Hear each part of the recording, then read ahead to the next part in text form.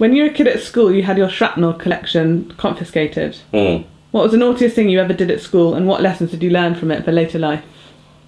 I wasn't very naughty at school, actually. Everyone kind of assumes that because I'm a prankster, that I was the kind of naughty kid at school. But actually, I wasn't at all. I was a bit of a confused goth. And so I used to get in trouble for wearing sort of eyeliner and having slightly back-combed hair and stuff. The only thing I learnt at school was that I spent 10 years unlearning everything I learnt for 10 years at school, because I went to a sort of English boarding school and prep school and public school, and I just couldn't stand the place. I mean, you were educated well, but everything it stood for was completely pointless. So you didn't get on with your teachers then? Well, teachers are all right, although you've got to be suspicious about anyone who teaches at a prep school, a boarding prep school for boys. You know, like if you're going to be a teacher, you think, is that really going to be your first choice unless you have an interest in sort of small bottoms? So, no, it was a bit weird. You had a very infamous schoolmate, or schoolmate who became very infamous. What observations did you have of him at the time? Well, I didn't. This was just totally weird. I went back to do a programme for Sky, and I went back to Lebanon. I hadn't been back for about 10 years. And one of the things I did was I went back to my old school, which is called Brumana High School, which is in the hills above Beirut, and it's an English Quaker school. And I was filming there, and the headmistress had no idea who I was, but she was told, oh, you know, he's a guy on the telly in England, and he's come back. And she came up and said, you know, you're not the most famous old boy. And I'm like, I was a bit bitter. I was like, really? Who? And she said, Osama bin Laden. I'm like, you've got to be joking. Like, I mean, not only Osama bin Laden, but a Quaker school, like that hasn't come out.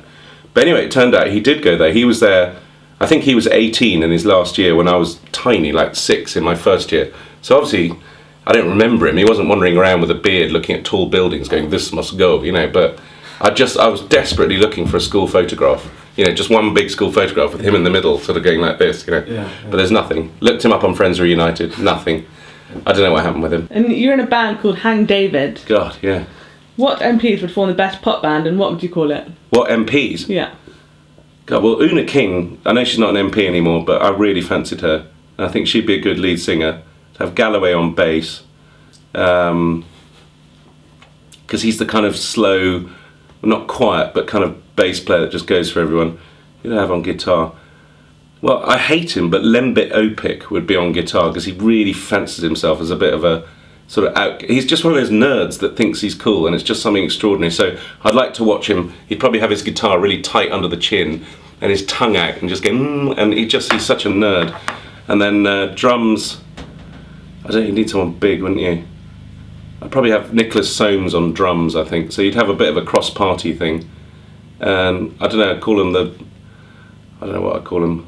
I have to think about it. The winging it. I don't know what I'd call it. The bastards.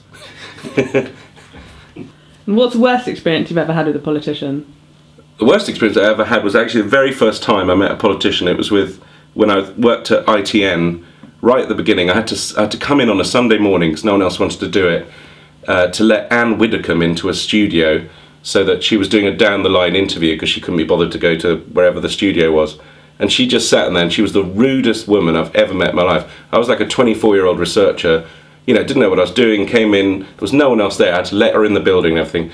Didn't say thank you, mumbled around, demanded a whole lot of stuff, then waffled on with her completely out-of-date, ridiculous views about life, and then waffled out again. I just thought she was the most unpleasant woman ever. But every time I see her on telly now, she seems to mellow, seems to be quite funny and occasionally makes sense, but I can't get out of my head what a wanker she was the first time I met her. So I suppose it just reminds you that you've got to be pretty careful, because whenever you meet someone, they'll always remember you for that one time, even if you're in a very bad mood. Absolutely. I mean, maybe she'd just lost her virginity that day finally or something, I don't know, but probably not.